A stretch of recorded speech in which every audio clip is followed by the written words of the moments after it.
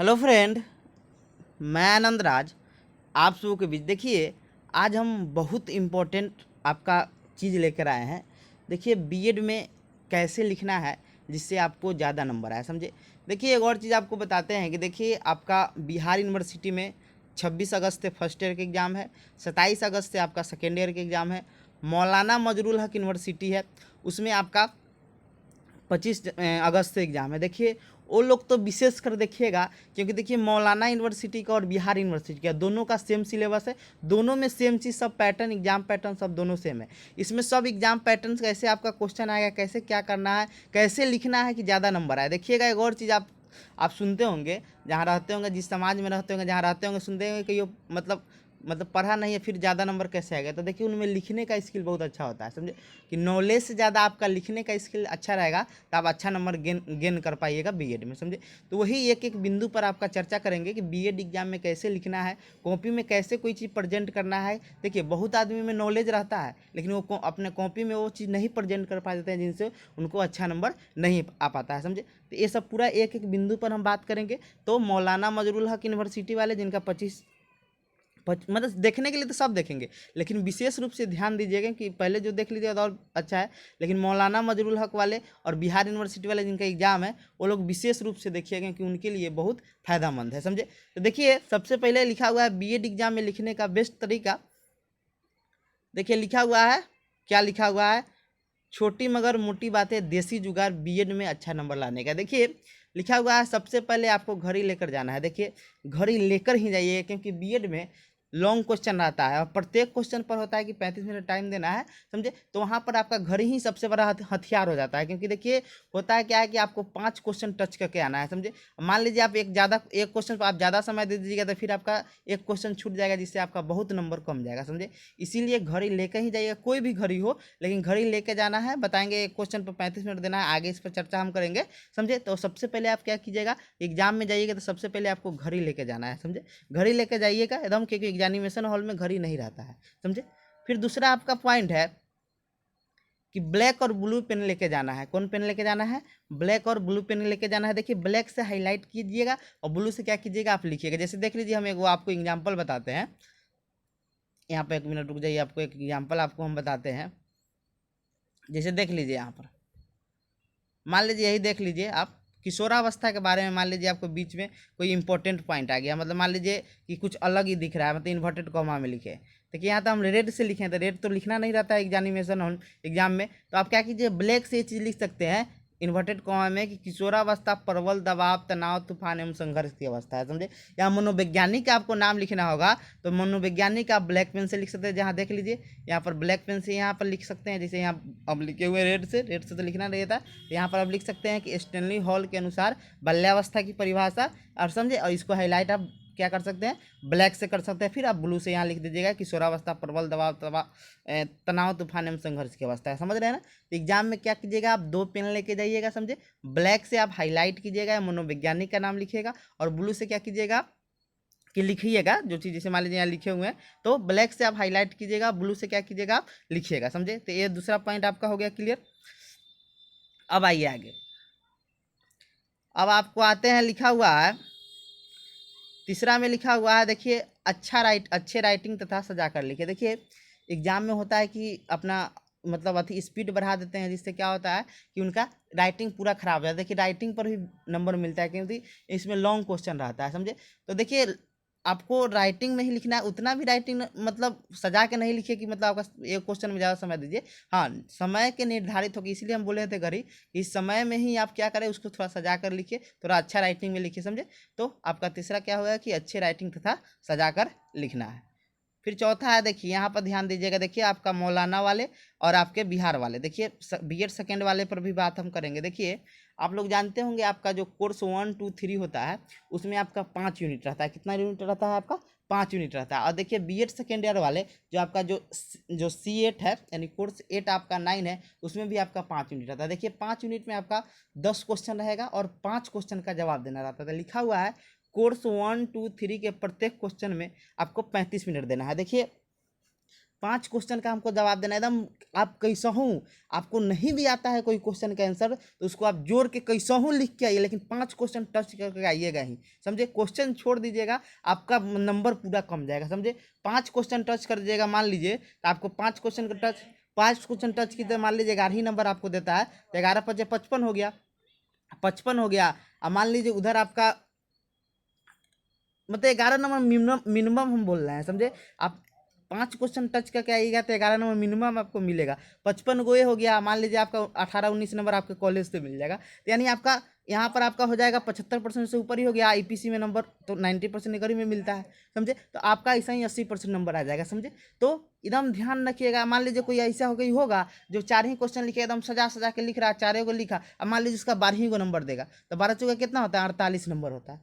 बताइए तो उसका क्या फायदा होगा, 48 को मिला। लेकिन कोशिश आप कीजिएगा कितनों कुछ हो जाए, आपको 5 क्वेश्चन लिख के आना। 5 क्वेश्चन लिखने के लिए आपको प्रत्येक क्वेश्चन पे कितना देना होगा, 35 मिनट देना होगा। क्या करना होगा, 35 मिनट देगा, क्योंकि 35 दीजिएगा तो 175 मिनट होता है, समझे। तो 180 3 घंटा आपको टाइम मिलता है, समझे।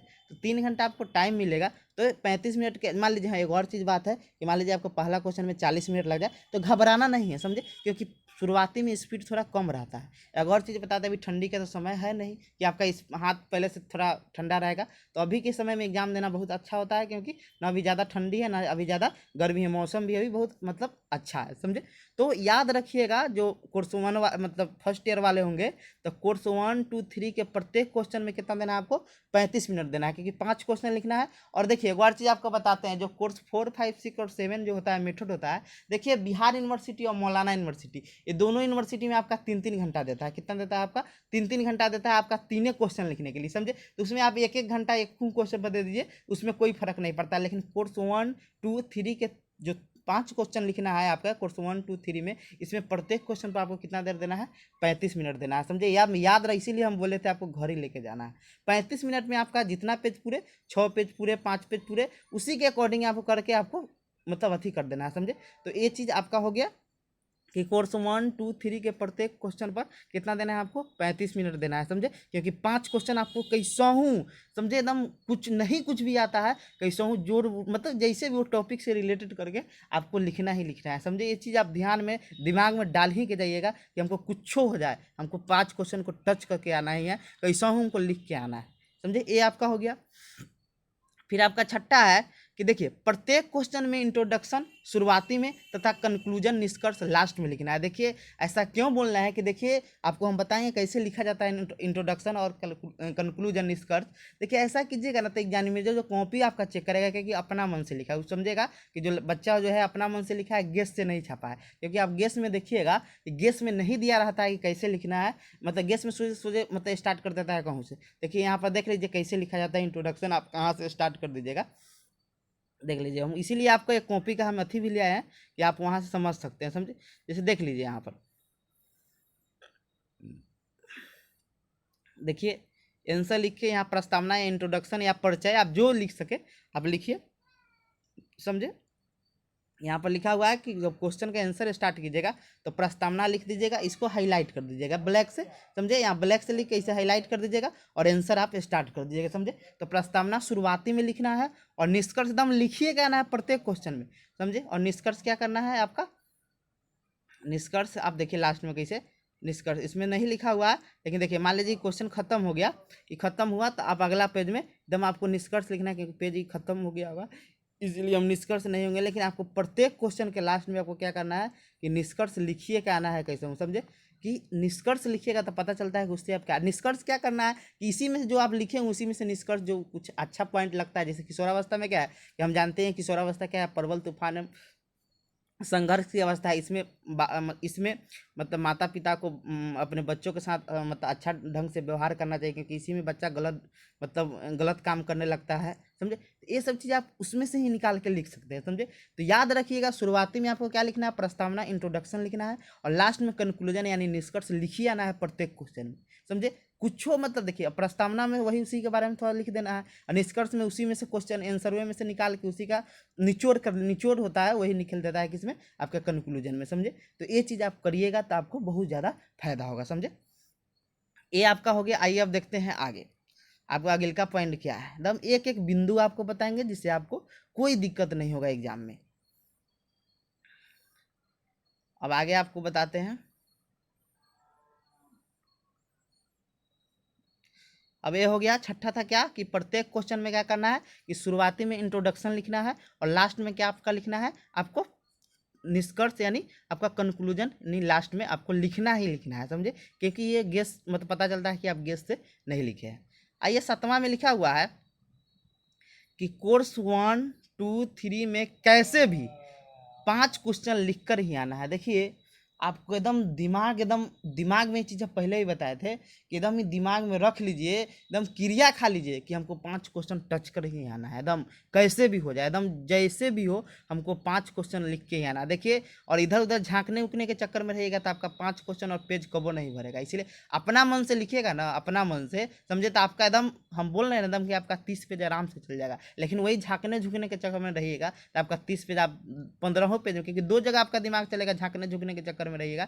इसीलिए आप कोर्स 1 जो आपका चाइल्डहुड एंड ग्रोइंग अप है, कोर्स 2 आपका लर्निंग एंड टीचिंग है, कोर्स 3 आपका कोर्स 2 आपका कंटेम्प्रेरी इंडियन एजुकेशन है, कोर्स 3 आपका लर्निंग एंड टीचिंग है। और बीएड सेकेंड ईयर में आपका 2 पेपर होता है, क्या आपका 80 नंबर का आपका नॉलेज एंड करिकुलम और आपका स्टेटमेंट फॉर लर्निंग। उसमें आपको 5 क्वेश्चन को लिख ही के आना है कैसा हूँ, जो भी चीज़ हो जाए, समझे।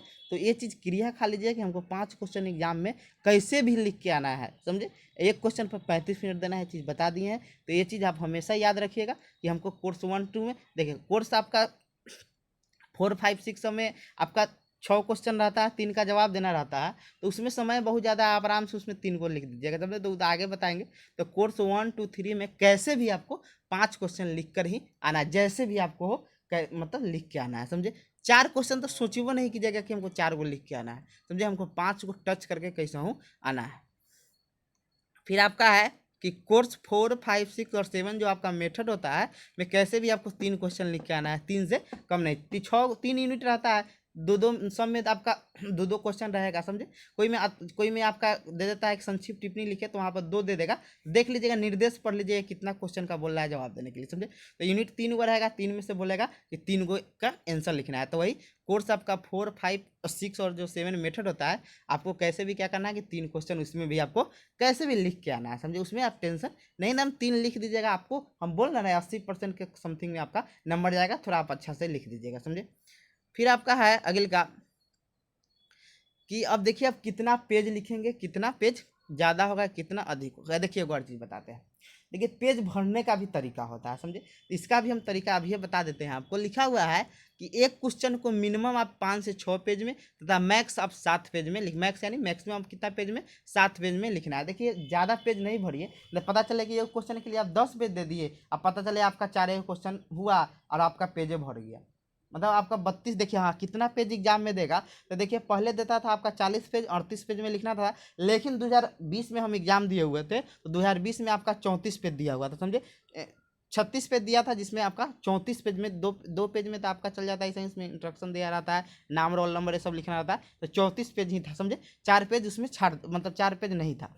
तो देखिए आपको एक क्वेश्चन को कितना मिनिमम आप 5 से 6 पेज में तथा मैक्सिमम कितना लिख सकते हैं आप 7 पेज में लिखना। देखिए अब लिखना कैसे, देखिए एक और चीज़ बताते हैं। देखिए आपको पेज कैसे भर जाएगा। देखिए मान लीजिए आप 5 क्वेश्चन में आप मान लीजिए आपका क्वेश्चन का आंसर पूरा खत्म हो गया जितना बोल रहा है, अब लास्ट में आपको निष्कर्ष लिखना है, तो निष्कर्ष आप लास्ट पेज में लिखिएगा, निष्कर्ष आधा पेज लिखिएगा, और आधा पेज लिखकर आप क्या कीजिएगा, वहाँ से आप क्वेश्चन नहीं स्टार्ट कीजिएगा, फिर अगला पेज में स्टार्ट कीजिएगा, जिससे आपको 5 पेज में मान लीजिए आप खत्म कर दिए और छठा पेज में आपको निष्कर्ष लिखे तो 6 पेज आपका गिना जाएगा, समझे। तो पेज भरने का ये भी एक तरीका है, समझे। तो इस पर आगे हम चर्चा करेंगे, समझे।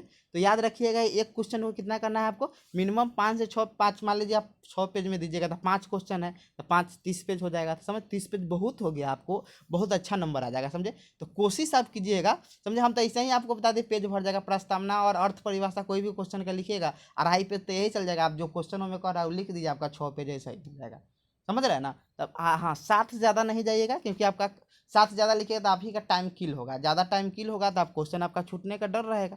हाँ जिनका स्पीड बहुत ज़्यादा होगा तो वो 8 पेज लिख सकते हैं, लेकिन 8 पेज लिखिएगा तो कौन फायदा आपको होगा, क्योंकि पेजें कम है वहाँ पर। तो कापी आपको याद रखिएगा 2 गो आपका कापी, एक मतलब जो आपको कापी एक बार मिलेगा वही कापी आपका है, दूसरा दोबारा मतलब एग्जाम जिसे अब आपका कॉलेज में एग्जाम होता है तो मिलता है ना दोबारा कापी, तो यहाँ दोबारा कापी आपको यूनिवर्सिटी एग्जाम में नहीं मिलता, आपका एक ही कापी मिलेगा। इसीलिए आप लोग एक क्वेश्चन का मैक्सिमम क्या कीजिएगा कि आप 7 पेज बहुत हो गया, 7×5 = 35 के समथिंग में चल जाएगा, तो मैक्सिमम 7 पेज में और मिनिमम कितना 5 से 6 में आप लिख सकते हैं, समझे। तो ये आप ध्यान रखिएगा।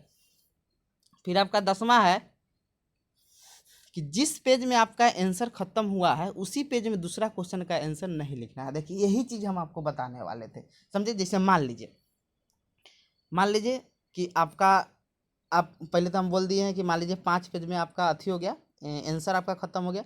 6ठा पेज में आप क्या कीजिए, मान लीजिए यहाँ पर हम निष्कर्ष लिख दिए।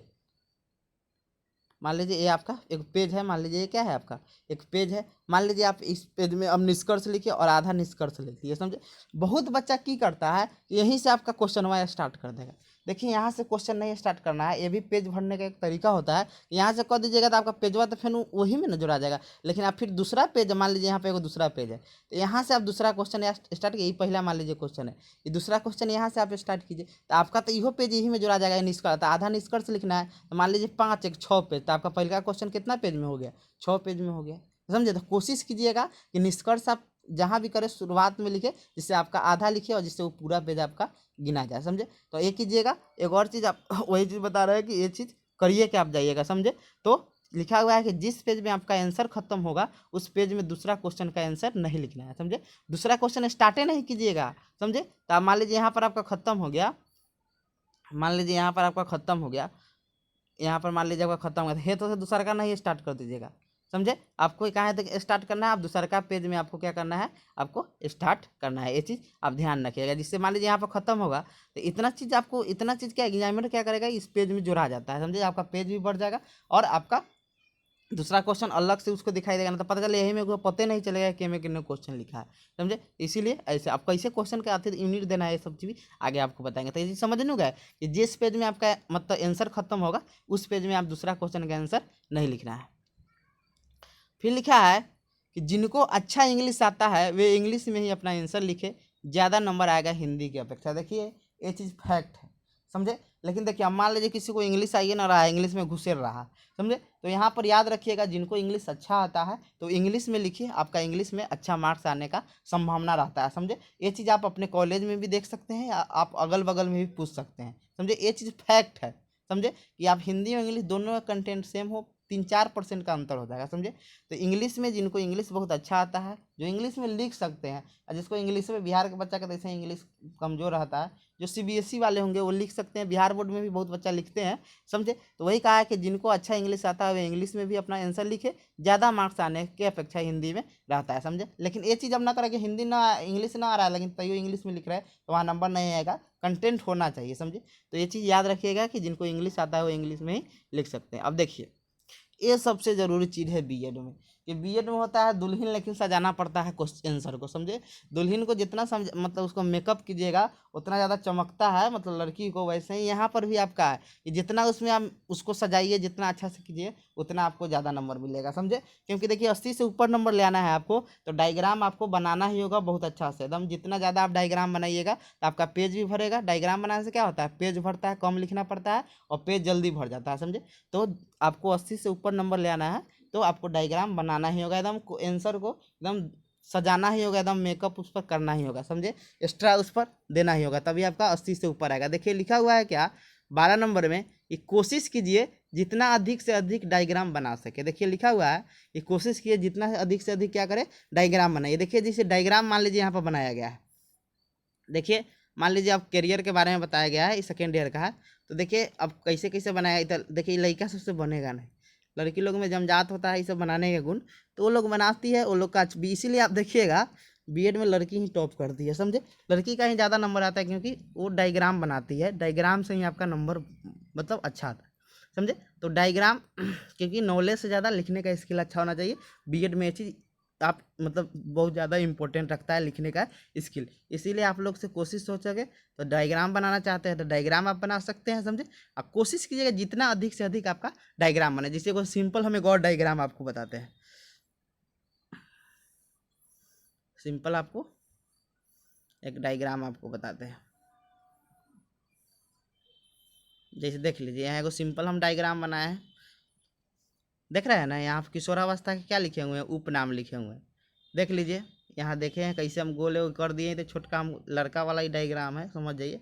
यहाँ लिख दिए शैशवावस्था की पुनरावृत्ति कहा जाता है, संवेगात्मक अवस्था होता है, दुखी अवस्था है, परिवर्तन की अवस्था है, जीवन का स्वर्ण काल है, अमूर्त चिंतन की अवस्था है।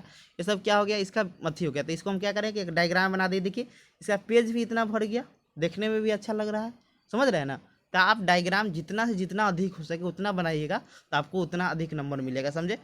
ऐसे लिखिएगा, जनरली आप स्ट्रेट फॉरवर्ड लिखिएगा तो आप कितना बहुत अच्छा लिखिएगा ना, आपको 80 के समथिंग में रह जाइएगा। लेकिन आप जब तक डायग्राम नहीं बनाइएगा तब तक 80 से ज़्यादा नहीं आएगा, समझे। ये चीज़ ध्यान रखिएगा। तो 80 से ज़्यादा ले आना है तो आपको डायग्राम बनाना ही बनाना होगा, समझे।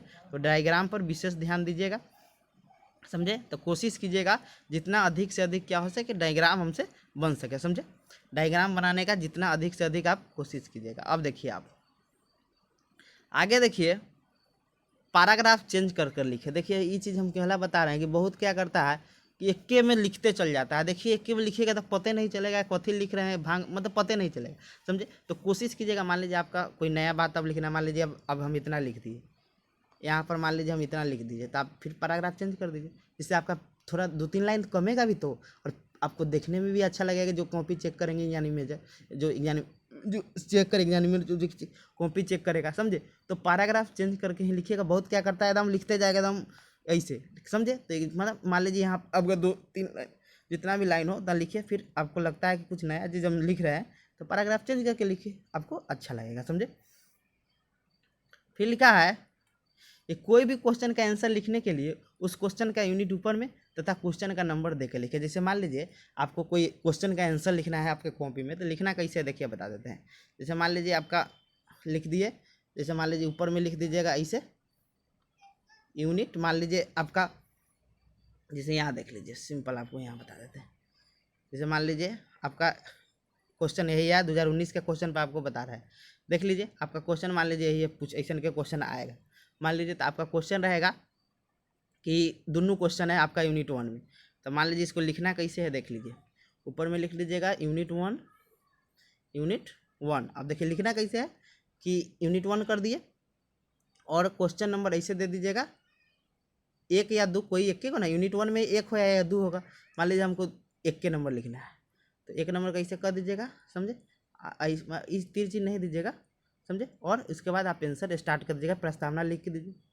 यहाँ पर क्वेश्चन नंबर 1 आंसर लिख दीजिएगा, समझे। और प्रस्तावना करके अपना आंसर स्टार्ट कर दीजिएगा, समझे। यूनिट नंबर ऊपर दे दीजिएगा, क्योंकि यूनिट नंबर दीजिएगा तब पता चलेगा कि कौन आप कथी के लिखे हैं, समझे। तो यूनिट नंबर आप ऊपर लिख दीजिएगा कि कौन यूनिट से लिख रहे हैं, समझे। तो यूनिट नंबर ऊपर, जैसे मान लीजिए पहला यूनिट के तो पहला, और आपका दूसरा यूनिट है तो दूसरा, समझे।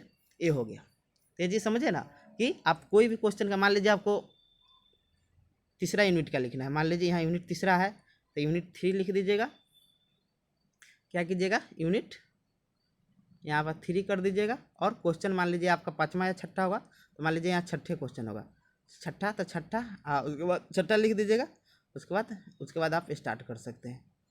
यहाँ पर प्रस्तावना तो सब में लिखना है, 6ठा लिख के फिर आप स्टार्ट कर सकते हैं। यहाँ पर इसको ऐसे हाईलाइट कर दीजिएगा, समझे। तो ये चीज़ आप 1 मिनट रुक जाइए। ये चीज़ आप क्या कीजिएगा कि याद रखिएगा, समझे। ये चीज़ आप क्या कीजिएगा, याद रखिएगा। तो ये चीज़ आपका हो गया। आइए अब आते हैं एक अलग पॉइंट में। देखिए ये तो हो गया आपका। अब देखिए ये आपका हो गया, कोई क्वेश्चन का आंसर लिखने के लिए क्या करना है, उस क्वेश्चन का यूनिट ऊपर में तथा क्वेश्चन का नंबर दे के लिखिए। आइए अब एक 15वां बताते हैं अदर पॉइंट में कि देखिए जो क्वेश्चन का आंसर आपको बहुत अच्छा तरह से याद है उस क्वेश्चन का आप पहले लिखने का कोशिश किया। देखिए एग्जाम में जो कॉपी चेक करते हैं ना, वो पहले के आपको देख लेंगे, चाले चलन से ना कहा जाता है first impression is a last impression. तो यही ला पहिलका दिखा दीजिए, वही में हो जाता है, समझे। तो पहिलका चीज़ ऐसा दिखाइए कि पता चले कि पहिलके से आपका चारों का नंबर मतलब हो जाए। मतलब देखिए आपका पहिलका चीज़ जो अच्छा होगा ना, तो उसे कहेगा हाँ बंदा में है टैलेंट है। इसीलिए पहला आपको जो क्वेश्चन आता है जिसे आप अच्छा से डायग्राम से लिख सकते हैं, बहुत अच्छा से लिख सकते हैं, समझे। तो पहिलका आप जो भी क्वेश्चन लिखिए, कोई भी यूनिट का लिख सकते हैं, समझे। तो कोई भी यूनिट का लिखना हो तो यूनिट का नाम लिख दीजिएगा, क्वेश्चन लिख दीजिएगा। तो कोई भी क्वेश्चन जो आपको बहुत अच्छा से आता है, बहुत अच्छा से आपको लगता है कि नहीं ये हम बहुत अच्छा से जानते हैं, समझे, तो उसको पहले लिखने का कोशिश कीजिएगा। क्योंकि पहला का चेक करेंगे, देखेंगे हाँ लड़का में दम है, तो वो चीज़ आपको अच्छा नंबर देंगे। तो ये चीज़ भी आप ख्याल रखिएगा, समझे। अब देखिए ए आपका हो गया। आइए अब देखते हैं, आपका ए आप खत्म हो गया, इतने पॉइंट था, समझे। अब देखिए बहुत बता दिए, इसी को फॉलो करते जाइएगा तो आपको बहुत अच्छा। अब क्वेश्चन आपका 2019 का बता देते हैं, समझे, क्योंकि इसी से ज़्यादा क्वेश्चन आने की संभावना है। आपका बिहार यूनिवर्सिटी का है, सबका मतलब एक साल अल्टरनेट का क्या आता है। देखिए अब मान लीजिए आपको क्वेश्चन कैसे 5 का जवाब देना है, तो देखिए 5 कौन कौन कैसे क्वेश्चन आता है। देखिए यूनिट 1 है ना आपका, 2 क्वेश्चन पूछा हुआ है कि पियाजे द्वारा प्रतिपादित विकास के संज्ञानात्मक सिद्धांत की व्याख्या करें तथा इसके शैक्षिक निहितार्थों की चर्चा करें, समझे। तो यहाँ पर देख रहे हैं ना, एगो ये क्वेश्चन है आपका यूनिट 1 में। दूसरा क्या है आपका, हिंदी में पढ़ देते हैं कि बाल्यावस्था को परिभाषित कीजिए। बाल्यावस्था होने वाले प्रमुख विकासों का वर्णन की, शारीरिक विकास, मानसिक विकास, संज्ञानात्मक विकास, चारित्रिक विकास, यही सब विकास आपको लिखना है, समझे। तो 2 क्वेश्चन है, इसमें से कितना का आपको जवाब देना है, 1 का देना है, पहले भी बताए थे, समझे। फिर आप यूनिट 2 में आ जाइए, इसमें भी 2 क्वेश्चन पूछा हुआ है कि किशोरावस्था की समस्या के निराकरण में अध्यापक की भूमिका। फिर दूसरा का है किशोरावस्था की संवेगात्मक तथा सामाजिक विशेषता क्या है, इसमें भी आपको कितना लिखना है, 1 लिखना है, समझे। तो 2 क्वेश्चन हो गया। फिर वैसे ही यूनिट 3 में भी 1 क्वेश्चन, 3 हो जाएगा। फिर यूनिट 4 में भी आपका 2 क्वेश्चन दिया है कि बौद्धिक प्रतिभा क्या है, बौद्धिक प्रतिभा को कैसे संवर्धित किया जाता है, इसमें भी आप कोई लिख सकते हैं, समझे। फिर अगला आपका है कि इसमें भी देखिए 9वां और 10वां, समझ रहे हैं ना। तो प्रत्येक यूनिट में कोर्स 1, 2, 3 में आपका 2 क्वेश्चन रहेगा, समझे, जिसमें से आपको एक एक का जवाब देना है, समझे। तो इतना चीज़ समझा दे, इसी को आप फॉलो करते जाइएगा ना। आप 5 क्वेश्चन लिख के आइएगा, हम बार बार ये चीज़ बोलेंगे, समझे, कि 5 क्वेश्चन आपको कैसे टच करके आना ही आना है, समझे, छोड़ना नहीं है, एकदम क्रिया खा के जाइएगा, समझे। तो ये चीज़ कीजिएगा तो आपको बहुत अच्छा नंबर आएगा। कोई भी क्वेश्चन मान लीजिए आंसर नहीं आता है यार, तो उससे आप जिंदगी भर तो पढ़ते ही हैं, इतना दिन से तो पढ़िए रहे हैं ग्रेजुएशन में। ऐसा तो नहीं होगा कि उस चीज़ के बारे में आपको नहीं मालूम होगा। इतना चीज़ बीएड पढ़िए रहे हैं तो कुछ ना कुछ तो जानते ही होंगे, समझ रहे हैं। तो क्वेश्चन छोड़ना नहीं है, लिख के आना है, कम से कम 5 पेज कम से कम, और मैक्सिमम 7 पेज, ये चीज़ पर एकदम ध्यान रखिएगा। 6 पेज नॉर्मल आप 6 पेज लिख सकते हैं, समझे। तो आपको अच्छा नंबर आने की, देखिए 6 पेज लिखिएगा तो आपको क्या फ़ायदा होगा, एक बार चीज़ बताते हैं, देख लीजिए। देख लीजिए, मान लीजिए यही पर ध्यान आपको बता देते हैं। मान लीजिए ये पहला पेज हो गया, इसके पिछलुका दूसर का पेज होगा। अरे मान लीजिए ये पहले का पेज है ना, देखो पिछलुको तो दूसर का पेज होगा, पिछलुका ई वाला आपका हो जाएगा दूसर का पेज, हुआ नहीं, दूसर का पेज हुआ, तीसर का पेज ई हो गया, चौथा पेज ई होगा, और 5वां पेज ई हुआ। आएगा पिछलुका कौन होगा, छठा पेज होगा। तो छठा में आप निष्कर्ष लिख दीजिएगा। तो जानिए निष्कर्ष लिख दीजिएगा छठा ना। तो देखिए अब नया आपका पन्ना आएगा, समझे, जो इस 7वां पन्ना आएगा आपका, ये वाला जो आपका पन्ना आएगा इसके पीछे वाला, तो वो हो गया छठा पेज हो गया। अब नया जो पेज आएगा वो नया का आएगा, तो 7वां पेज जो आपका आएगा, तो वो आपका नया पेज नहीं स्टार्ट करेगा, बैक नहीं करेगा। तो एग्जामिनेशन क्या करता है कि फ्रंटे वाला देखते हैं, तो इसीलिए आप कोशिश कीजिएगा 6 पेज लिखने, समझे। 6 पेज लिखिएगा, 6 पेज में 5 पेज तो अथी लिख दीजिएगा, लास्ट जो छठा पेज आएगा उसमें निष्कर्ष लिखिएगा, समझे। और आपका जो अगला क्वेश्चन लिखिएगा तो आप अगले का पेज 7वां पेज में ना लिखिएगा, तो 7वां पेज आपका कौन हो जाएगा, फ्रंट पेज आएगा, बैक पेज नहीं आएगा। अब फ्रंट आ जाएगा तो एग्जामिनेशन कहेगा हाँ ये क्वेश्चन है, तो क्वेश्चन देखेंगे, आप अच्छा लिख रही है, अच्छा नंबर। मान लीजिए आप 5 पेज लिखिएगा, तो छठा पेज में आप क्वेश्चन स्टार्ट कीजिएगा, छोड़ तो नहीं दीजिएगा, तो आपका बैक पेज में आपका दूसरा क्वेश्चन स्टार्ट हो जाएगा। इसलिए कोशिश कीजिएगा 6 पेज लिखे, और चौथा पेज में आपका बैक बैक में चल जाएगा आंसर, और 7वां जो आएगा कौन आएगा, फ्रंट आएगा आपका। अब फ्रंट में का एक दिखाई देता है, बैक तो उतना ध्यान देता है, इसीलिए कोशिश किया 6 पेज लिखे। तो 6 पेज लिखिएगा तो आपका अच्छा नंबर, 6 पेज लिखिए तो 7वां पेज फ्रंट आएगा। नहीं तो आपको लगता है कि पहले का क्वेश्चन हम 8 पेज में लिखेंगे, तो 8 पेज लिखिए, कोई दिक्कत नहीं है, समझे। तो 8 पेज लिखिए और सब 6 पेज में लिखिएगा, समझे। तो ये चीज़ आप कर सकते हैं, समझे। तो यही चीज़ को विशेष ध्यान दे के जाइएगा, एग्जाम में आपको अच्छा नंबर आ जाएगा। Thank you.